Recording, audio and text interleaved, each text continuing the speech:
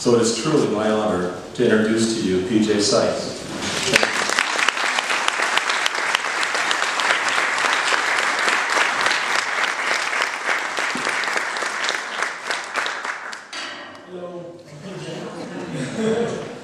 So I'm going to start off by telling you guys a little bit about myself and how I got involved with my High United Way Bridging the Gap program. So about 4.5 years ago, I was at a family crisis center, and that's a step up for kids going into foster care, a step down for kids coming out of prison. I was there because I wanted to commit suicide, and they needed to keep a tab on me. So I was there for about 9 months, and then after that, I was released into the foster care system.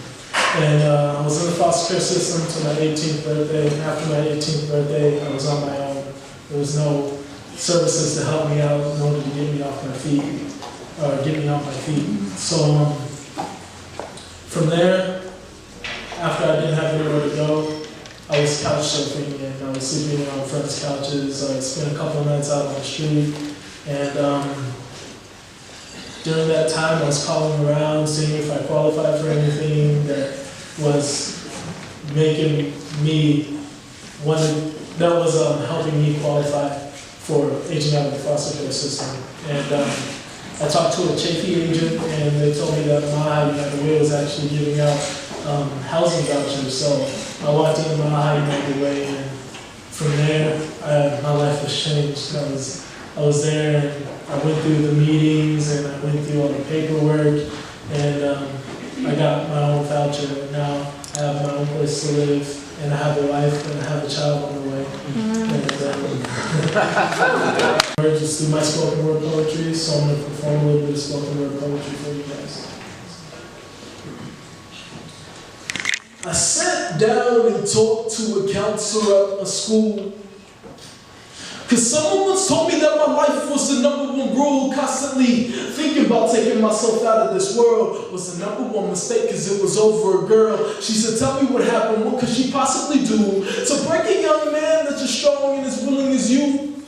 And I said, other than telling me she was carrying my son, I had to think twice, but I didn't know she would run. So from that point on, I went to go look for a gun. Because from that day on, I could have swore I was done. And then she had to ask about my family problems. I started thinking for a minute, then I hit rock bottom myself. But every month my mom gets a welfare check. Every time she checks the mail, the bills are up to her neck. And my mama so stupid, she wrote a poetry book. Cause the struggles inside, every person will look at the beauty inside my mother's beautiful heart. There's no way she can make it without breaking, cause she was corrupt from the start. So me, my sister, and my brothers all made bets, thinking we would all be rich from my mom's royalty checks. You see, my mom's best idea was to sell a book to publish America online. But still to this day, we haven't seen a single dang dime. We all thought we'd be swimming in the money like Michael Phelps. But soon we all realized that they were keeping the money for themselves. You see, that was my mom's moment of glory. A chance for my mom to tell the beauty in the whole life story. So from that point on, it all went down. We went from being stable to on hollow ground. So I started writing poetry, and dang, I was good. So I thought I'd follow in my mom's footsteps. So when they get inside of this hood, only thinking about myself, I thought my mom would be proud. But one night she made a jealousy clear and loud. That night I was sleeping. It was dark in my room. She busted my door and she said, forget it, I'm through. So she grabbed a little Bible and the poetry books. She threw it all in my face and she said, take a good look. After screaming the lungs off, she said, there, you can have it, because you stealing my stuff and it's become a messed up habit. Well, that night I found myself sleeping on a bus. Because the stuff she was screaming was a little too rough. So I went to grab my gun and I caught myself a fool, and I purchased my guy and he showed me his tools. He said, forgive them, child, for they do not know what they do. But I always remember that this goes down in my books too.